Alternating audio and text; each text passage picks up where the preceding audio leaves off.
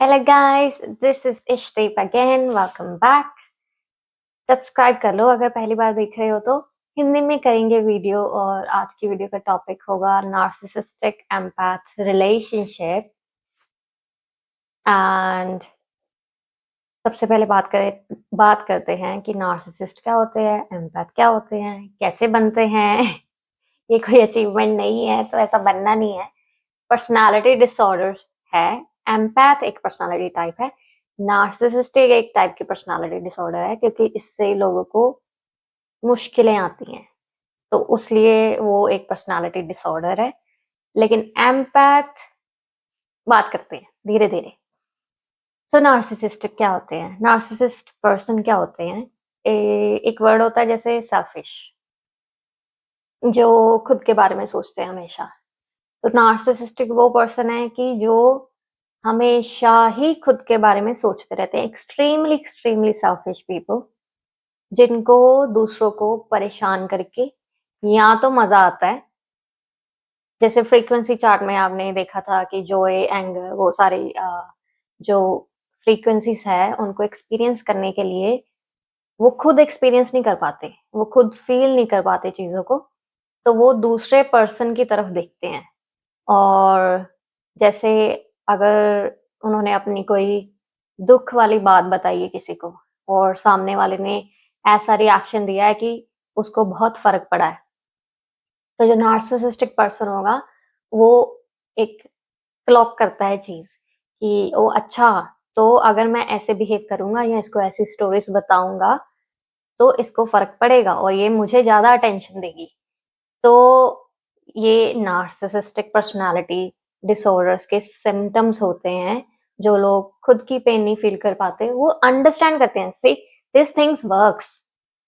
वो समझते हैं कि क्या क्या चीजों का दूसरों के ऊपर इफेक्ट पड़ रहा है, लेकिन the heart the heart doesn't work. उनका उनकी सोल के ऊपर कोई इफेक्ट नहीं पड़ता है। हार्ट मीन सोल, उसके ऊपर कोई इफेक्ट नहीं पड़ता है, उसको फील नहीं होती चीजें, उसको सिर्फ समझ आती हैं। तो दूसरी साइड पे एम्पैथ की बात करते हैं। तो एम्पैथ वो पर्सन है जिसका ऊपर वाला माला खाली है बेसिकली। उनको चीजें समझ कम आती हैं, स्पेशली लोगों की। उनको इमोशंस समझ आते हैं बस, और उनको इमोशंस फील होते हैं। और कई बार वो हद से ज्यादा फील होते हैं। जैसे कि अगर आप किसी रूम में एंटर हुए हो तो दो तीन लोगों को आप ऑब्जर्व करोगे। अगर दो तीन लोग हैं वहां पे आप ऑब्जर्व करोगे, देखोगे कि कोई टेंस्ड तो नहीं है, किसी का बॉडी पोस्चर वो टेंशन वाला तो नहीं है, किसी को कोई प्रॉब्लम तो नहीं है। तो एम्पैथ का पर्सनालिटी ऐसा होता है कि उनको दूसरों को हेल्प करके अच्छा फील होता है। कई बार वो आउट ऑफ द वे जाके भी हेल्प करते हैं। आउट ऑफ द वे यानी कि औकात से बढ़ के चीजें करते हैं दूसरों के लिए। तो एम्पैथ क्या होता है कि जैसे अभी किसी रूम में एंटर किए हैं और उन्होंने देखा है कि सबसे ज्यादा पर्सन जो टेंस्ड फील कर रहा है, जिसको जरूरत है उसकी तरफ मैं जाऊं, वो नेचुरली उसकी तरफ ड्रॉन होते हैं। जो मिस्टीरियस लग रहा है, जो स्ट्रेस्ड लग रहा है, एम्पैथ को लगता है कि इसकी लाइफ में क्या चल रहा है मुझे जानना है, ताकि मैं इसकी हेल्प कर सकूं, ताकि इस चीज से इसको बाहर लेके आ सकूं। तो एक्सट्रीमली ऑपोजिट पोल्स, एक नॉर्थ है और एक साउथ पोल है। तो ऐसे एक नार्सिसिस्टिक और एम्पैथ ये जो मिलते हैं, तो एक पर्सन खुद की चीजें फील नहीं कर पाता। एक पर्सन है जो एम्पैथ है, वो फील सब कुछ कर पाता है, लेकिन वो समझ नहीं पाता है कि दूसरा पर्सन किस किस चीज के लिए ये सब कर रहा है, उसके इंटेंशंस क्या है पीछे, क्योंकि वो सिर्फ दिल से लीड कर रहा है चीजों को। तो ये जब लोग मिलते हैं आपस में, दो पोलर, तो एक ट्रॉमा बॉन्ड बनता है जिसको बोलते हैं narcissistic empath relationship. Trauma bond क्या होता है? तो ट्रॉमा बॉन्ड होता है कि जैसे आप मुझे हर्ट करते जा रहे हो और मुझे लग रहा है कि कोई बात नहीं, मैं आपकी सारी पेन लेने के लिए तैयार हूँ, क्योंकि मुझे पता है पेन से कैसे बाहर आना है और आपको नहीं पता है, और क्योंकि आपके पास पेन ही इतना ज़्यादा है और आपको पता नहीं है उसको कैसे नेविगेट करना है, तो मैं आपका इमोशनल लेबर ले लेती हूँ। मैं आपकी पेन, आपकी प्रॉब्लम्स को समझती हूँ और मैं समझती जाऊँगी जब तक कि आप प्रॉपरली ठीक नहीं हो जाते। ठीक नहीं हो जाते मीन्स कि वो आपका स्टेज नहीं आ जाता कि जब आपको फ़ील हो जाए कि नहीं यार, इसको मैंने ज़्यादा ही पेन दे दिया है, इसको ज़्यादा ही अब्यूज़ कर दिया है, अभी मुझे बंद कर देना चाहिए, अब तो मुझे इसकी कदर कर लेनी चाहिए, अब मुझे सॉरी फ़ील कर लेना चाहिए और मुझे अपने बिहेवियर्स को चेंज करना चाहिए। तो एम्पैथ उस हद तक चले जाते हैं, करते जाते हैं, इन्हें होप करते हैं कि सामने वाले पर्सन को वो हील कर देंगे, पेन ले लेके, उनकी पेन ले लेके। लेकिन नार्सिसिस्ट जो है, वो ऐसा नहीं करते। नार्सिसिस्ट सामने वाले को तोड़ते जाते हैं तब तक जब तक वो पूरी तरह से टूट ना जाए, और फिर उनका टारगेट होता है नेक्स्ट पर्सन। जब आपने उनका पेन लेना बंद कर दिया, उनकी चीज़ों को फ़ील करना, उनकी साइड की स्टोरी सुनना बंद कर दिया, तो जो एक नार्सिसिस्ट होता है, उसको ये चीज़ें समझ आनी शुरू हो जाती हैं कि अब उसके टैक्टिक्स, जो ट्रिक्स है, वो काम नहीं कर रहे हैं। उसको अटेंशन कम मिल रही है। अभी आपने उसकी स्ट्रैटेजी को समझ लिया है और या फिर आप बहुत थक चुके हो उसके रोज़-रोज़ के ड्रामों से बेसिकली। तो जो नार्सिसिस्ट होते हैं, वो कई बार खुद भी गिव अप कर देते हैं, लेकिन उनका गिव अप का रीज़न भी सेल्फिश होता है कि अभी आप उनके लिए उतने ज़्यादा ज़रूरी या काम के इंसान नहीं रह गए हो। तो ऐसे चलता है एक नार्सिसिस्टिक और एम्पैथ का रिलेशनशिप। अभी नार्सिसिस्ट कैसे बन जाता है कोई पर्सन नार्सिसिस्ट कि उतनी हद तक चले जाए कि उसको दूसरे का पेन जो खुद वो दे रहा है, वो भी समझ नहीं आता। पहला रीज़न तो है घर में फैमिली स्ट्रक्चर या कई बार सोसाइटी भी, जैसे अगर घर में लड़का है, अगर आप उसको ये फ़ील कराओगे तू घर का चिराग है, तो तू राजा बेटा है, ब्ला ब्ला तो उसको एक सेंस ऑफ ग्रैंडियोसिटी आती है कि मैं सच में राजा हूँ और ये पूरी दुनिया ही मुझे सर्व करने के लिए बनी हुई है। और जैसे अगर लड़के देखते हैं घर में कि उसका फादर उसकी मम्मी को अब्यूज़ करता है, अच्छी लैंग्वेज में बात नहीं करता है या फिर किसी भी तरीके से उसको रिस्पेक्ट नहीं करता है, लेकिन फिर भी उसकी मम्मी जो है अपने काम करते जा रही है। जैसे उसको खाना भी दे रही है, उसकी गालियाँ भी सुन रही है।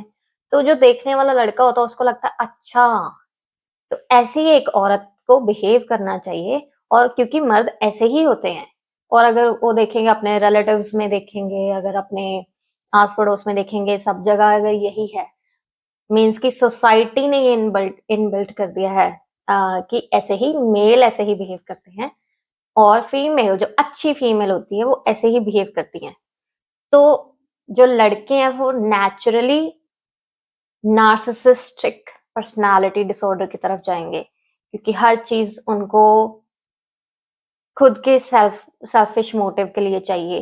वो अपनी मम्मी की पेन नहीं देख सकते, उसकी कभी अ, उन्होंने सोचा ही नहीं है कि बात करके देखें कि इनको क्या तकलीफ़ है, इनको क्या चीज़ें हर्ट होती हैं, और फिर वो वही वाला जो पर्सनैलिटी है उनकी मम्मी वाला, वो लड़कियों में ढूँढते हैं कि मेरी मम्मी ने तो इतना सब कुछ बर्दाश्त कर लिया। आजकल की लड़कियाँ तो बिल्कुल भी एक भी बात नहीं सुनती हैं, कि डिसरिस्पेक्ट करने ही नहीं दे रही हैं। ये क्या बात हुई? हमारे पापा ने तो इतना डिसरिस्पेक्ट किया, हमारी मम्मी तो छोड़ के नहीं गई।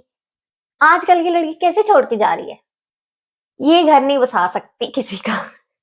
ऐसी सारी बातें जब आप सुनते हो तो आपको एक चीज़ क्लॉक कर देनी चाहिए। अगर लड़की हो, सुन रहे हो मेरी बात, कोई भी लड़का अगर ऐसी बातें कर रहा है, आजकल की लड़कियाँ बात नहीं बर्दाश्त कर रही और जो भी, तो उससे दूरी बना के रखो।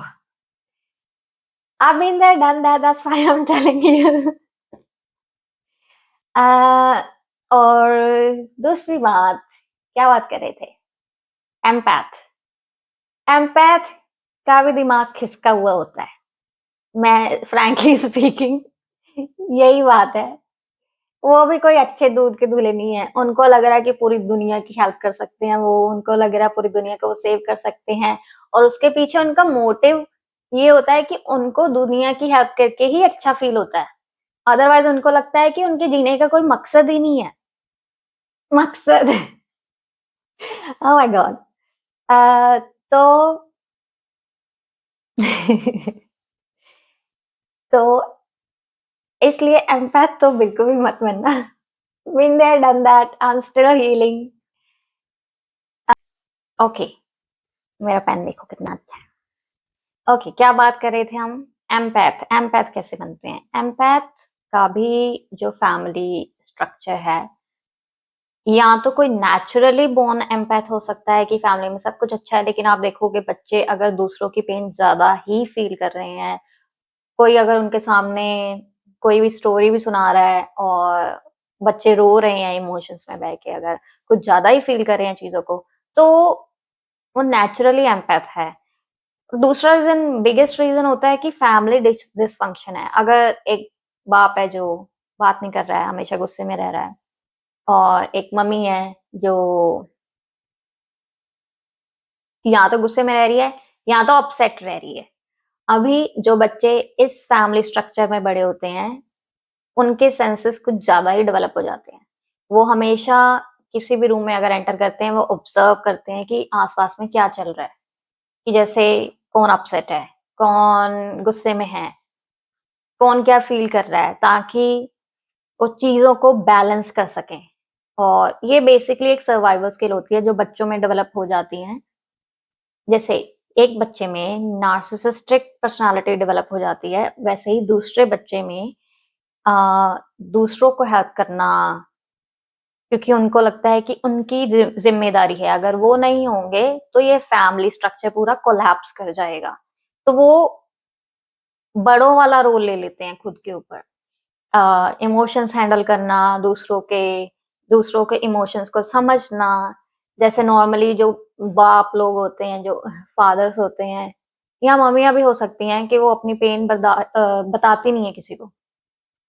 तो ये जो बच्चे एम्पैथेटिक बच्चे होते हैं, ये ऑब्जर्व करते हैं बिहेवियर को, कि अच्छा, कल मेरे पापा ने ऐसा बिहेव किया था, ये हैप्पी लग रहे थे, आज ये अलग से बिहेव कर रहे हैं, क्या हुआ है? तो उनको लगता है कि ये नॉर्मल है कि सबके पास जाकर पूछना, तुझे कोई प्रॉब्लम तो नहीं है, तुझे कोई प्रॉब्लम तो नहीं है, मुझे बता, मैं हैंडल करती हूँ तेरी प्रॉब्लम। तो ये जो पर्सनालिटी डेवलप हो जाती है, वो एम्पैथेटिक पर्सनालिटी डेवलप हो जाती है। ऐसे बच्चों में बाउंड्रीज की समझ नहीं होती। बाउंड्रीज होती है जैसे मुझे कोई चीज नहीं पसंद है, और जैसे मुझे कोई आप अब्यूजिव लैंग्वेज में बात करोगे, अगर मुझे नहीं पसंद, तो मैं बोल नहीं सकूंगी आपको कि ऐसा मत करो, कि मुझे ऐसी सारी चीजें नहीं पसंद, ऐसा मत करो। तो ये होती है बाउंड्रीज। लेकिन जो एम्पैथेटिक बच्चे होते हैं, ये पीपल प्लीजिंग इनकी टेंडेंसीज होती है। पीपल प्लीजिंग यानी कि दूसरों को खुश रखना, क्योंकि बचपन से इन्होंने ऐसे ही किया हुआ है कि मुझे पेन दे दो, कोई बात नहीं, मैं पेन हैंडल कर सकती हूँ, आप नहीं पेन हैंडल कर सकते। आप शायद गुस्से में हो इसलिए आपने बोल दिया आज, नॉर्मली तो आप ऐसा नहीं बिहेव करते हो। तो ये बाउंड्रीज का इनका पूरी डेवलप ही नहीं हो पाती स्किल, कि कैसे बाउंड्री सेट करती हैं। तो जिसकी वजह से ये बहुत अट्रैक्टिव बन जाते हैं नार्सिसिस्टिक लोगों के लिए, क्योंकि नार्सिसिस्ट को ऐसा ही पर्सन चाहिए जिसकी खुद की कोई बाउंड्रीज नहीं है, जो आउट ऑफ द वे जाके दूसरों की हेल्प करना चाह रहा है, जो दूसरों की पेन एक्सट्रीमली फील कर रहा है, क्योंकि उनको खुद की पेन नहीं फील हो रही। उनको एक पर्सन चाहिए जो उनकी सारा इमोशनल लोड ले ले, इसको बोलते हैं इमोशनल लेबर दूसरे के लिए करना। आई थिंक एक कोई साउथ की मूवी भी आई थी, जहाँ पे मुझे हीरोइन का नाम नहीं याद, जहाँ पे वो दिखाते हैं कि जो लड़का है और लड़की है हॉस्टल में मिलते हैं, और लड़की बहुत ही ज्यादा लाइक टिमिड एंड वीक और बहुत इंटेलिजेंट होती है स्टडीज में। तो एक एक साइड पे एक bad guy of the college उसको अप्रोच करता है और उनका एक रिलेशनशिप बिल्ड होता है। और फिर लड़की जब उसके घर में जाना शुरू करती है धीरे-धीरे, तो उसको तो उसकी मम्मी को देखती है लड़के की। तो बोलती है कि आपकी मम्मी बोलती नहीं है? तो बोलती है कि हाँ, लड़का बताता है बड़े शान से कि हाँ, ये मेरी मम्मी है।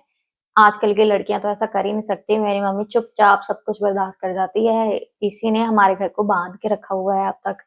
तो धीरे-धीरे लड़की को समझ आना शुरू हो जाता है कि वो लड़की ड्रेन्ड फील कर रही है। ड्रेन्ड होता है कि जब आप दूसरे के लिए बहुत ज़्यादा कर रहे हो, अभी आपके पास कैपेसिटी नहीं है उसको कुछ भी ऑफ़र करने की, इमोशनल लेबर ऑफ़र करने की या बात भी करने की।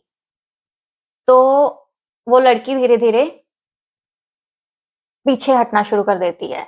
लेकिन लड़के को ये चीज़ पसंद नहीं आती क्योंकि नार्सिसिस्ट खुद फ़ील नहीं कर पाते कुछ। उनको एक पर्सन चाहिए जो उनके इमोशंस को हैंडल करे। तो अगर वो सप्लाई उनकी कट ऑफ हो जाएगी, they feel near death experience. तो उस चीज़ को खोने से डरता है वो बंदा। Out of sudden I can't talk. तो उस चीज़ को खोने से डरता है वो बंदा। तो जैसे लड़की बोलती है मुझे तेरे साथ रिलेशनशिप में नहीं रहना है। तो फिर वो बोलता है अच्छा मैं तेरी फ़ोटोज़ पब्लिश कर दूँगा सब जगह, देखता हूँ तू कैसे मुझे छोड़ के जाती है। ऐसी वो स्टोरी है प्रॉपर। मेरे ख़्याल से सब लड़कियों को वो स्टोरीज़ देखनी चाहिए और तब आपको पता चलेगा कि कैसे इन लोगों को स्पॉट करना है। क्योंकि ये बहुत ज़्यादा है पॉपुलेशन में। आपको लग रहा होगा कि नहीं-नहीं एक आधा ही होता है। एक आधा नहीं होता। बहुत सारे स्पेशली इंडियन मेन ऐसे ही हैं। और एक हॉलीवुड की भी मूवी है जहाँ पे एक कोई सिंगर की रियल लाइफ स्टोरी है। उसको 16 साल की बच्ची से प्यार हो जाता है और फिर उसको चेज़ करता है धीरे-धीरे। वो लड़की के बारे में जानता है कि अच्छा लड़की घरवालों से पूछे बिना कोई काम नहीं करती। तो ये एक ना इससे किक मिलती है नार्सिसिस्ट को कि अच्छा अगर तुझे तेरे घरवाले कंट्रोल कर सकते हैं, तो इसका मतलब मैं भी कंट्रोल कर सकूँगा। तो ऐसे धीरे-धीरे छोटी-छोटी चीज़ें ना नार्सिसिस्ट लोग हैं जो नोटिस करते हैं आपके बारे में, कि अगर आप राइट टारगेट हो कि नहीं हो, आप राइट टारगेट उनके लिए। तो जितना आप उनको बताते जाते हो कि आपकी कोई बाउंड्रीज़ नहीं है, आप सेल्फ रिस्पेक्ट नहीं करते हो, आप आपको कंट्रोल किया जा सकता है, आपको घरवाले कंट्रोल कर रहे हैं। एक होता है प्रोटेक्टिव नेचर, एक होता है कंट्रोलिंग नेचर, दोनों का फ़र्क समझो। नार्सिसिस्ट जो है, वो आपको प्रोटेक्ट करना चाहता है, प्रिटेंड करेगा, लेकिन वो एक्चुअली में आपको कंट्रोल करना चाहता है। तो वो स्टोरी भी देखनी चाहिए। मुझे स्टोरी का नाम नहीं याद, कमेंट में डालूँगी सर्च करके। तो धीरे-धीरे वो 16 ईयर की बच्ची को ग्रूम करता है अपने लिए और फिर उसके पेरेंट्स से उसका हाथ माँगता है जब वो 18 की हो जाती है। आई थिंक अमेरिका की मूवी है, अमेरिकन सिंगर ही था वो, एक्टर और सिंगर। और फिर उसके बाद में उसको अपने घर धीरे-धीरे लेके जाना शुरू कर देता है, जहाँ पे ऑब्वियसली वो बहुत रिच होता है, नौकर-चाकर सब कुछ होते हैं, लेकिन वो उसको एक डॉल बना के रखना चाहता है। अभी डॉल उसको पॉज़िटिवली मत ले लेना, डॉल होता है कि एक कठपुतली, कि लड़की के हेयर डिफरेंट होते हैं, उसके हेयर्स को वो अपनी तरफ से नहीं-नहीं ये नहीं तुझे अच्छा लग रहा, ऐसा स्टाइल कर, ऐसे कपड़े पहन, मतलब वो जैसा-जैसा चाहता है उसको चलाना शुरू कर देता है और धीरे-धीरे लड़की अपनी पर्सनैलिटी पूरी लूज़ कर जाती है और शी स्टार्ट्स फीलिंग डिप्रेस्ड और अल्टीमेटली वो रिलेशनशिप से बाहर आ जाती है, क्योंकि वो पर्सन बहुत ही ज़्यादा abusive, controlling, even physical abuse तक भी आ जाता है। तो वो भी स्टोरी लड़कियों को देखनी चाहिए। तो ये है स्टोरी सारी नार्सिसिस्टिक एम्पैथ रिलेशनशिप की और ऐसा क्यों होता है। आई थिंक नेक्स्ट वीडियो में हम बात करेंगे कि आप अगर नार्सिसिस्टिक रिलेशनशिप में फंस गए हो किसी के साथ तो उससे बाहर कैसे निकलना है और कैसे स्पॉट करना है कि एक्चुअली में नार्सिसिस्टिक रिलेशन है, कि ये पर्सन हील हो सकता है कि जो सोसाइटी ने या उसके पेरेंट्स ने उसको जो लर्न करवाई हैं चीजें, क्या वो उसको अंडू कर सकता है, बैकवर्ड जा सकता है? अगर नहीं जा सकता है, तो आप किस हद तक डिसरिस्पेक्ट या अब्यूज या दूसरे का इमोशनल लेबल लेने के लिए तैयार हो? आप खुद की कितनी रिस्पेक्ट करते हो? आप खुद की लाइफ को कितना वैल्यू करते हो? ये सारी बातें करेंगे नेक्स्ट वीडियो में। How to spot a narcissist, how to deal how to spot a narcissist, how to deal with a narcissist, and इन सब चीजों से बाहर कैसे निकलना है। और नेक्स्ट वीडियो में बात करेंगे डार्क एम्पैथ की। डार्क एम्पैथ क्या होता है? नार्सिसिस्ट का बाप। तो till then, bye bye, and summer आ जाए जल्दी जल्दी। I am waiting for summer.